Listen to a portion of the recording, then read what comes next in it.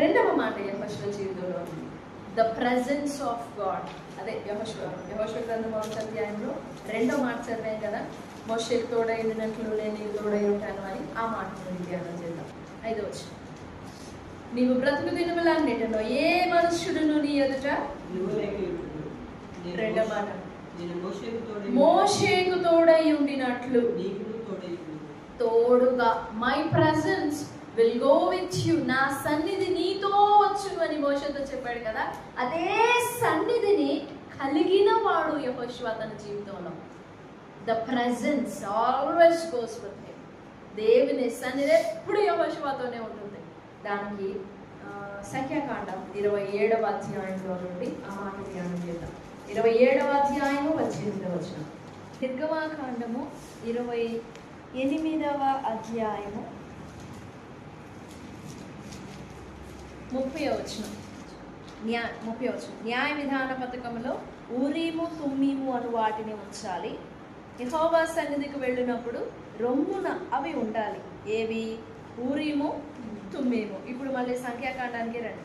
సంఖ్య 27వ అధ్యాయము 18వ వచనాన్ని 21వ వచనాన్ని కలిపి చూడండి. నూను కుమారుడైన యెహోషువ ఆత్మను పొందినవాడు. 18వ వచనం. 21వ వచనం, యాజకుడైన ఎలియాజరు ఎదుట అతడు నిలువగా అతడు యెహోవా సన్నిధిని ఊరీము తీర్పు వలన అతని కొరకు విచారింపవలెను. ఊరీము తుమ్మీములు. ఊరీమేమో వెలుగుస్తుంది, వెలుగు చూపుతుంది, టార్చ్ లైట్ లాగా వెలుగు చూపుతుంది, ఎస్ అనే చూపుతుంది. తుమ్మీమేమో ఎక్కడెక్కడ అది ఉండినదో దాని అంతటినీ కూడా పరిశుద్ధపరుస్తుంది, తమ్మీము. ఇప్పుడు యెహోషువ దేవుని ఆత్మని కలిగిన వాడు. 27వ అధ్యాయం 18వ వచనం, నూను కుమారుడైన యెహోషువ ఆత్మను పొందినవాడు అంటే దేవుని ఊరీము, దేవుని తుమ్మీము కలిగిన వాడు యెహోషువ. మోషేకు నేను తోడై ఉండినట్లు నీకు ఎగ్జాక్ట్ గా నీతో కూడా నేను తోడుగా ఉంటాను. తక్కువ కాదు, ఎక్కువ కాదు. నా సేవకుడైన మోషేతో నేను ఎలా ముఖాముఖిగా మాట్లాడుతూ సహవాసం చేస్తూ వచ్చానో అలాగనే నా సన్నిధి నీతో ఉంటుంది. జనులందరి ఎదుట, యాజకుని ఎదుట ఈ ఊరీము తీర్పు వలన యెహోషువను గురించి విచారించాలి. ఊరీము తీర్పు వలన అతని కొరకు విచారింపవలెను. అతడును అతనితో కూడా ఇశ్రాయేలీయులందరూ అనగా సర్వ సమాజం అతని మాట చొప్పున తన సమస్త కార్యములను జరుపుతూ ఉంటారు. సర్వ జనాంగము ఎదుట పరిశుద్ధ సాక్ష్యం. ఆ ఊరీము తీర్పు పొంది నిలబడిన వాడు యెహోషువ. ఆ ఊరీము తీర్పులో సన్నిధిని అనుభవించుతుండిన వాడు యెహోషువ. నా ఆత్మను కలిగిన వాడు, నా సన్నిధిని కలిగిన వాడు యెహోషువ. అందుకే ధైర్యంగా చెప్తున్నాడు యెహోషువ, నేను మోషేకు తోడై ఉండినట్లు నీకు కూడా తోడై ఉంటాను అన్నమాట. అందరితో చెప్పలేదు కదా. మోషేకి దేవునికి చాలా సహవాసం ఉండేది, చాలా ఫెలోషిప్ అనే చెప్పాలి, కొంచెం ప్రైవసీ, కొంచెం ఇంటిమేట్ ఫెలోషిప్ అనే చెప్పాలి. అదే మాటను తీసుకొచ్చి యెహోషువ దగ్గర కూడా దేవుడు చెప్తున్నారు అని అంటే యెహోషువ ఎలాంటి సాక్ష్యం కలిగిన వాడు అర్థమైంది. దేవుని సన్నిధి కలవాడు, సన్నిధి సహవాసం గలవాడు, దేవుని ఆత్మను కలిగిన వాడు యెహోషువ. మూడో మాట, stand firm and be courageous. మొదటి యెహోషువ గ్రంథంలో 6వ వచనం, విడువను ఎడబాయను నిబ్బరము కలిగి ధైర్యంగా ఉండు, వారికి ఇచ్చేదనని నేను వారి పితరులతో ప్రమాణం చేసిన ఈ దేశంలో నిశ్చయముగా నీవు ఈ ప్రజల స్వాధీనం చేయబడడానికి ఎన్ని సంవత్సరాలు పట్టిందో తెలుసా? ఆ దాసత్వంలో నుండి వాగ్దాన దేశపు బోర్డర్ వరకు రావడానికి 40 సంవత్సరాలు పట్టింది. ఈ ఎంటర్ అయ్యి వాగ్దాన దేశంలో ఎంటర్ అయ్యి దేవుడు ఇచ్చిన దేశమంతటిలో రూబేను గోత్రిక కుటుంబీకుల పెద్దలకు అందరికి పంచి పంచి పంచి పంచి పంచి పంచి పంచి పంచి పెట్టి స్వాధీనం చేయడానికి కొన్ని సంవత్సరాలు పట్టింది.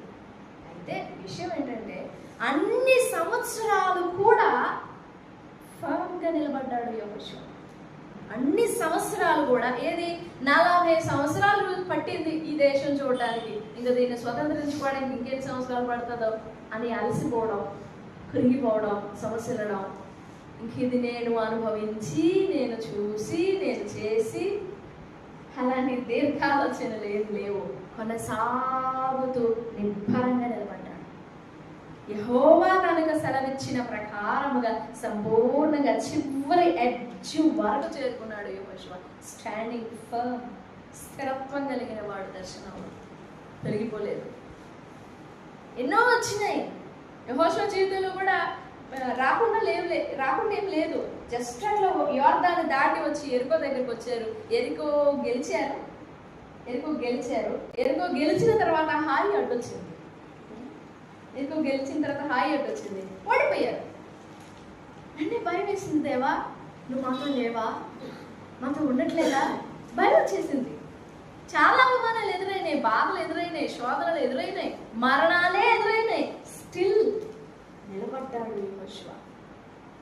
వాటిని ఎదుర్కొంటూ, తట్టుకుంటూ, గెలుచుకుంటూ నిలబడ్డాడు, గెలుచుకున్నాడు. మనం కూడా అలాగనే కొనసాగాలి, కంటిన్యూస్గా మనం నిలబడాలి.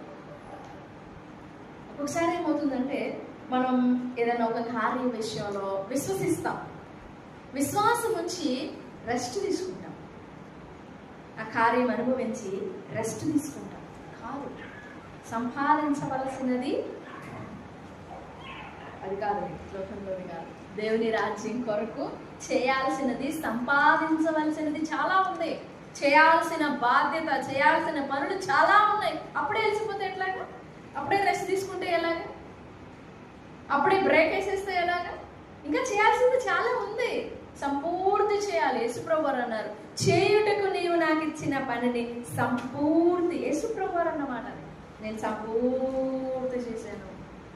పౌలు అన్నాడు, నా పరుగు కడముట్టించాను, ఏది ఆ ఎండ్ వరకు నేను పరిగెత్తి వచ్చాను. మన జీవితంలో మన పట్ల దేవుని దర్శనాన్ని చివరి వరకు కొనసాగించాలి. ఆ చివర అనేది ఎప్పుడు ఏంటి అనేది తెలియదు. అది కొనసాగి ఆ చివరికి చేరుకునేంత వరకు కూడా అలయక, సొమ్మసిల్లక, కృంగక, భయపడక, బెదిరిపోక, సొమ్మసిల్లక దాన్ని చేరుకోవాలి. వెళుతూనే ఉండాలి, ఆగకూడదు. పని ఆగకూడదు, పరుగు ఆగిపోకూడదు, పయనం ఆగకూడదు. ఆగిపోయామా, రెస్ట్ తీసుకున్నామా, ఏమవుతుంది అంటే, యుద్ధ కాలంలో, దావీదు కాలంలో మంచి యుద్ధపు టైం అది. వేసవి కాలపు యుద్ధపు టైం అన్నమాట అది. ఆ యుద్ధం టైంలో దావీదు యుద్ధానికి వెళ్ళల. కారణం ఏమో, యుద్ధానికి వెళ్ళక రెస్ట్ తీసుకుంటున్నాడేమో, వాట్ ఎవర్ ఇట్ ఈస్. పని చేయకుండా ఆగిపోయి ఉన్నాడు. ఆ దేవుడు తనకిచ్చిన ఆ పని చేయకుండా ఆగిపోయి లెజర్గా ఉన్నాడు, పని చేయకుండా ఉన్నాడు. అప్పుడు తన మేడ మీద తను అటు ఇటు తిరుగుతూ, కొంచెం ఫ్రీగా తిరుగుతూ ఉండినప్పుడు మనసు దొరికిపోయింది. ఎందుకంటే మనసులో గురి లేదు కదా. ఆ పనిని అట్లా ఆపేసి, అట్లా ఫుల్ స్టాప్ పెట్టలేదు, కానీ కొద్దిగా బ్రేక్ తీసుకుందామన్నట్టుగా. అక్కడ అంత యుద్ధ ముమ్మరంగా ఉండినప్పుడు ఇక్కడ ఏం చేస్తున్నట్టు, ఊరియా యుద్ధంలో ఉన్నాడు. ఆ టైంలో ఇక్కడ ఎందుకు ఉన్నాడు?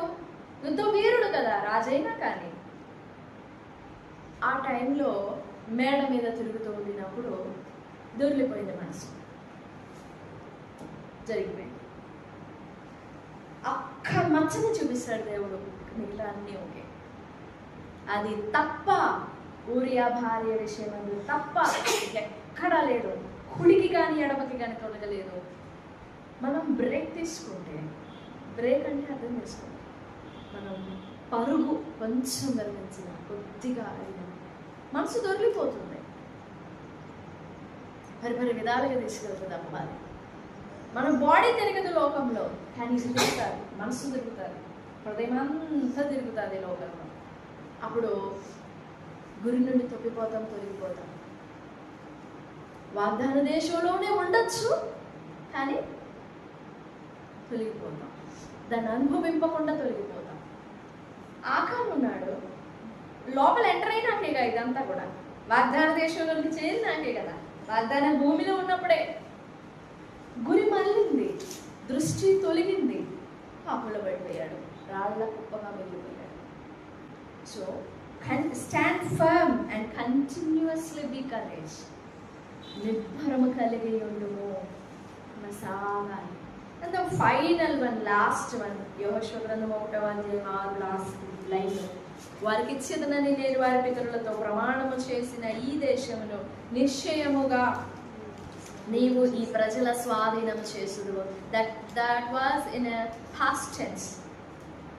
ఇప్పుడు మాట్లాడుతున్నాడు దేవుడు, కానీ దానిని పాస్ట్ టెన్స్ లో మాట్లాడుతున్నాడు ఆయన. It was already fulfilled. Your fight will be successful. సంపూర్ణమైన జయాన్ని పొందాడు యెహోషువ. మొదటిగా పోరాడేవాడు, గెలుచుకునేవాడు, ప్రార్థనా వీరుడు, ఆ తర్వాత సన్నిధి కలవాడు, తర్వాత కంటిన్యూస్గా కొనసాగుతూ ఉండేవాడు. కాబట్టి వాటన్నింటి కారణాన్ని బట్టి దేవుడు చెప్తున్నాడు, నీవు నిశ్చయముగా ఈ ప్రజలను స్వాధీనం చేస్తావు. స్వాధీనం చేసేటట్లుగా కొద్దిగా జాగ్రత్తగా తీసుకెళ్ళు అని అనలేదు దేవుడు యెహోషువతో. నువ్వు చేస్తావు. ఆ మాట ఎలాగుంది? నువ్వు చేస్తావు. అదెలాగుంది? చేస్తావా? కొద్దిగా ట్రై చేయి. అదెలాగుంటుంది? ట్రయల్ చెప్పలేదు యెహోషువతో, ట్రై చెయ్యి అని చెప్పలేదు. నువ్వు అలా చేయడానికి నేను సాయపడతానులే అని చెప్పలేదు. నువ్వు స్వాధీనం చేస్తావు, చేసేదవు. కంప్లీట్ ఫైనల్ వర్డ్ అనమాట. ఆ సంపూర్ణమైన చేసిన జయాలన్నీ, పోరాటాలన్నీ సంపూర్ణమైనవే. మనం చేసే పోరాటాలు సంపూర్ణంగా చేయాలి. మనం పోరాడే పోరాటాలు పూర్తిగా చేయాలి, సంపూర్ణంగా చేయాలి. ఉదాహరణకు ఇందాక అమాలేకీయుల గురించిన భాగంలో, నువ్వు వెళ్ళు, మన కొరకు ప్రజలను సమకూర్చుకొని వెళ్ళు, నేను దేవుని కారు చేపట్టుకొని శిఖరం మీద నిలబడతాను అని వెళ్ళాడు కదా.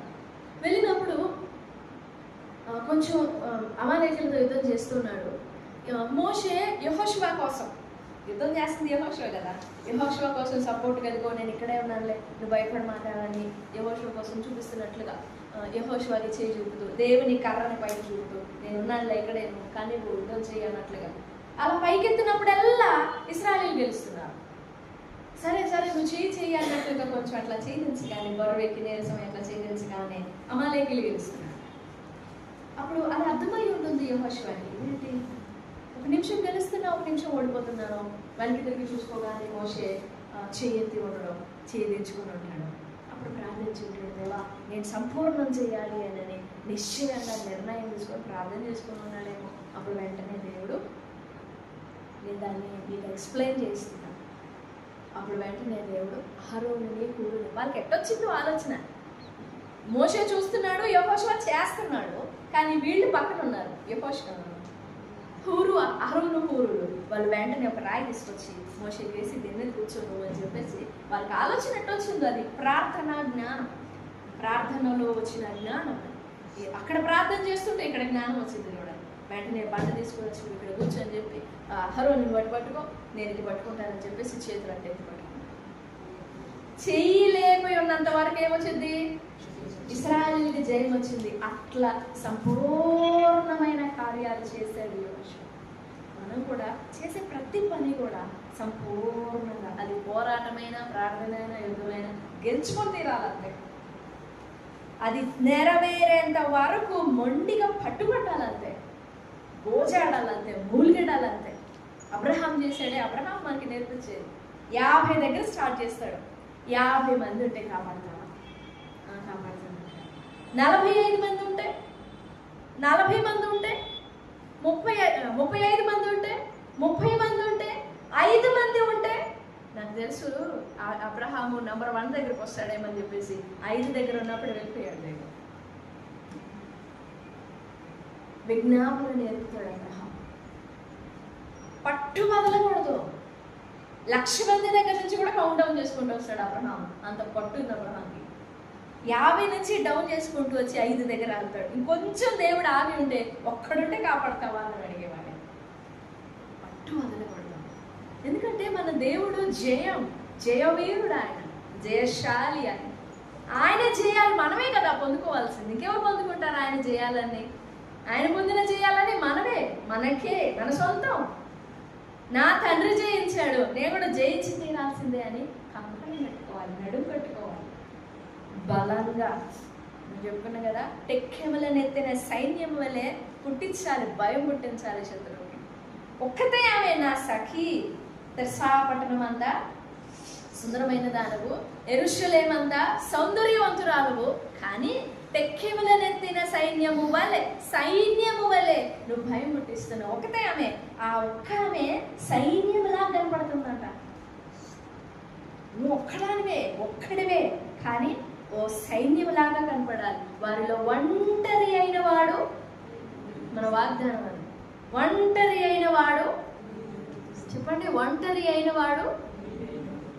మనం ఒక యెహోషువ కావాలి, మనం ఒక సైన్యం. నువ్వొక సైన్యం, నేనొక సైన్యం. ఎంత సైన్యాలు అయితే ఎన్ని జయాలు చూస్తాం మనం. అలా భవిష్యత్తులో వేడుకోండి, దేవా నేను జయించే సంపూర్ణమైన జయాలు కావాలి నాకు. కొంచెము ప్రయాసపడి, కొంచెము పోరాడి బ్రేక్ తీసుకుంటే పొందిన ప్రయాసం అంతా వ్యర్థమైపోతుంది. అప్పటి వరకు ఎన్నో జయాలు చూశాడు దావీదు. జస్ట్ ఆ సింపుల్ కొంచెం టైం అనేది, ఆ మూమెంట్ అనేది చాలా కీడు తీసుకొచ్చింది దావీదు జీవితంలో. సో అలాంటిది వద్దు, విశ్రమించొద్దు. అంటే నేను అనేది మన శరీరానికి రెస్ట్ తీసుకోకూడదు, అలాంటిది కాదు నేను అనేది. నా మాట జాగ్రత్తగా అర్థం చేసుకోండి. ఆత్మ సంబంధంగా ఎప్పుడు అలైపోవడం, సొమ్మసిల్లడం అనేది ఆత్మలో రాకూడదు. శరీరం ఇది బలహీనమైనది, మట్టిది. ఇది ఎప్పుడెప్పుడు మట్టిలో కలిసిపోవాలని ఈ శరీరం ఎప్పుడు బలహీనపరుస్తూనే ఉంటుంది. కానీ మనము పోరాడేటప్పుడు ఓ సైనికుడు దేహాన్ని కూడా అలవర్చుకోవాలి. యుద్ధం నాకు మట్టి పని ఇటుగా చేయడమే చేద్దాము, నేను పుట్టిన దగ్గర నుంచి అదే చేశాను, నాకు ఇంకా మిగిలిన పని రావంటే కుదరదు. ఖడ్గము పట్టాలి, సుత్తు పట్టుకొని మేకును కూడా పాలు కాగబెట్టాలి, అదే సమయంలో సుత్తితో దిగ్గొట్టాలి మేకుని కూడా. సామర్థ్యము, దైవశక్తి, సత్యాశక్తి మనందరికీ కావాలి. ప్రభు సన్నిధిలో వేడుకున్నాం, దేవా నన్ను ఒక యెహోషువ వలె చెయ్యి. నేను దర్శనంలో ఏకీభవించాలి, దర్శనంలో పాల్గొనాలి, దర్శనాన్ని సమ్మతించాలి, దర్శనంలో కొనసాగాలి, దర్శనాన్ని నెరవేర్చాలి. నాకు కృపనివ్వయ్యా, నాకు ఆ జ్ఞానం ఇవ్వని ప్రభు సన్నిధిలో వేడుకుందాం. ప్రభు సహాయపడతారు. దేవుడి మాటలన్నీ మన వెనుకడిలో దీవించును గాక. ఆమేన్.